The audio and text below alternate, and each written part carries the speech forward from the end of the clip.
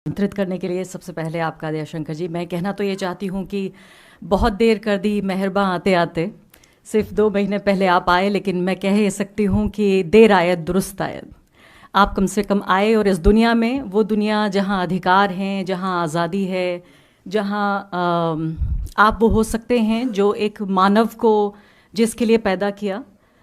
Welcome to this world and welcome to our world. इस कमरे को मैं देख रही थी और एक पत्रकार, एक भारतीय नागरिक के तौर पर पिछले काफ़ी दिनों से, जब से ये पूरे कार्यक्रम चल रहे हैं, आपकी तरह मैं भी काफ़ी फ़िक्रमंद हूँ। और सड़क पे मैं देख रही हूँ जो नज़ारा दिख रहा है, चाहे वो गाड़ियों के ऊपर झंडे लगे हों, घरों के ऊपर झंडे लगे हों। जिस सोसाइटी में मैं रहती हूँ वो एक मिक्स्ड पॉपुलेशन है। तकरीबन कमोबेश उतनी ही आबादी वहाँ हिंदू, मुसलमान और सिख ईसाइयों की है जितनी आबादी यहाँ देश में है।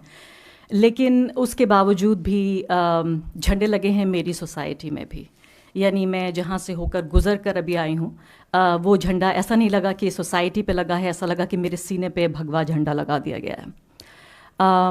ये वो जगह है, ये वो देश है जहाँ मेरे पिता, उनके पिता, उनके पिता, उनके पिता,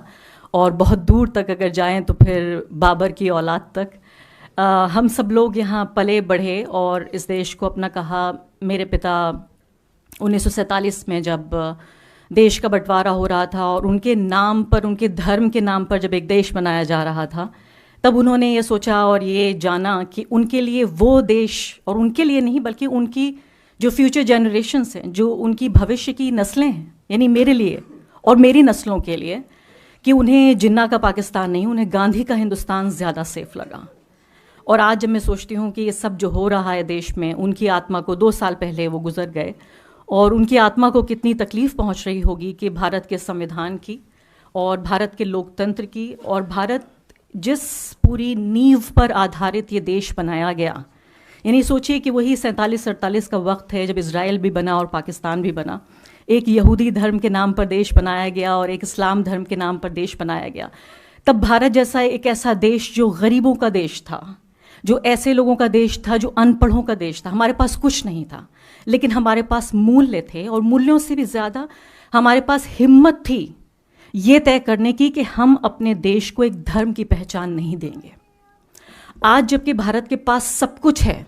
भारत, मैंने सुना है कि जब नरेंद्र मोदी जब तीसरी बार प्रधानमंत्री बन के आ जाएंगे तो हम तीसरी दुनिया की सबसे बड़ी आर्थिक ताकत भी बन जाएंगे, लेकिन भारत अपनी पूरी हिम्मत गंवा बैठा है। इतने छोटे मन और इतने छोटे मस्तिष्क, और उसका सीना जो है, मतलब कहा जाता है कि 56 इंच का सीना है, लेकिन दिल बहुत छोटा है हमारे प्रधानमंत्री का। और ऐसे ही वो हमें, हमारा जो देश है उसे बना देना चाहते हैं कि आज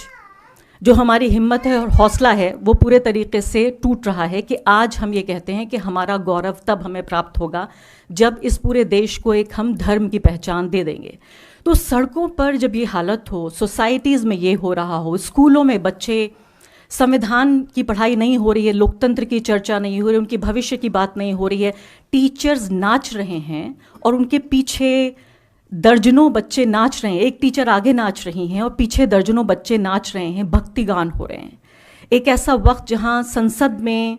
संसद जो है वो हमारा धर्म की धुरी पर घूम रहा हो, यानी संसद में धर्म का पूरे तरीके से प्रवेश हो चुका हो, मंदिरों में राजनीति हो रही हो, और टीवी चैनलों पर रामलीला चल रही हो, और जो हमारे कॉमेडियंस हैं और सैटारिस्ट हैं वो पॉलिटिकल कमेंट्री कर रहे हों, और नेटफ्लिक्स पे पॉलिटिकल एपिसोड्स चलाए जा रहे हों, तो समझ में नहीं आता कि आखिर क्या हो रहा है। और ऐसे वक्त में इस किताब का हम विमोचन कर रहे हैं और इस कमरे में जितने लोग बैठे हैं, ऐसा लगता है कि इस सब के बावजूद एक तरह का ये रेजिस्टेंस है इस कमरे में जो हो रहा है, और ये यकीन जानिए एक छोटी सी क्रांति भी है। तो बहुत बहुत शुक्रिया सबसे पहले आपको ये किताब लिखने के लिए, हम सबको यहाँ बुलाने के लिए, और एक ऐसे वक्त में बुलाने के लिए जिससे कुछ ही घंटों दूर हैं हम, ऐसे वक्त में जब भारत को एक नई आज़ादी मिलने वाली है, और भारत में जो उस वक्त के जो क्रिमिनल्स होते थे, जिन्होंने मस्जिद तोड़ी, आज वो इस वक्त के फ्रीडम फाइटर्स हैं, स्वतंत्रता संग्रामी हैं। अदालत का एक आदेश था कि भाई ट्रस्ट को कहा गया कि आप मंदिर बनाइए, अदालत के आदेश में ये भी कहा गया कि मस्जिद तोड़ना घोर अपराध था, यानी जुर्म तो हुआ लेकिन मुजरिम ढूंढने से नहीं मिल रहा है। उसी आदेश में ये भी कहा गया कि जब आप मंदिर बनाएंगे तो 5 एकड़ जो आपको रहम खा के ये ज़मीन दी गई, उस ज़मीन पर एक रहम की या एक तरस की एक मस्जिद भी बना दीजिए। उस मस्जिद की कोई ईंट नहीं रखी गई, उसका कोई नक्शा नहीं है, अभी ये भी पता नहीं है, मुझे कोई दिलचस्पी नहीं है उस मस्जिद में, लेकिन चूंकि बार बार ये कहा जाता है कि ये बहुत वैध तरीके से काम हो रहा है, कानूनी तरीके से काम हो रहा है, तो इसलिए भी यहाँ ये बताना बहुत ज़रूरी है कि ना तो ये वैध है ना ये कानूनी है। अगर ऐसा होता तो जो कोर्ट के सबसे अहम पहलू थे वो ये था कि अग्रीजियस क्राइम यहाँ पे हुआ है, यानी घोर अपराध हुआ। तो अपराध हुआ, अपराधी नहीं मिल रहा है। मंदिर बनाना था तो मस्जिद भी बनानी थी, लेकिन मंदिर बनाने को लेकर देश का एक ऐसा नेता जिसको 140 करोड़ लोगों ने चुनकर भेजा, वो नेता अपने को सिर्फ एक धर्म का नेता मानकर और जानकर बहुत खुशी से वो घूम रहा है, वो कर रहा है जो उसको करना है, सिवाय उसके कि जो उसका काम है। टीवी चैनल्स, न्यूज़ चैनल्स, मैंने सुना था 92 में मेरी उम्र करीब 11-12 साल की थी और मैं पत्रकारों से सुना करती थी कि उस वक्त पत्रकार कार सेवकों में तब्दील हो गए थे और हिंदी मीडिया हिंदू मीडिया बन गई थी। मुझे बिल्कुल अफसोस नहीं है कि उस वक्त मेरी उम्र कम थी और मुझे पता नहीं था, मैंने टीवी नहीं देखा। आज के दौर में मैं देख रही हूँ वो कार सेवक तो नहीं, लेकिन भक्ति काल जो चल रहा है हमारी पत्रकारिता का,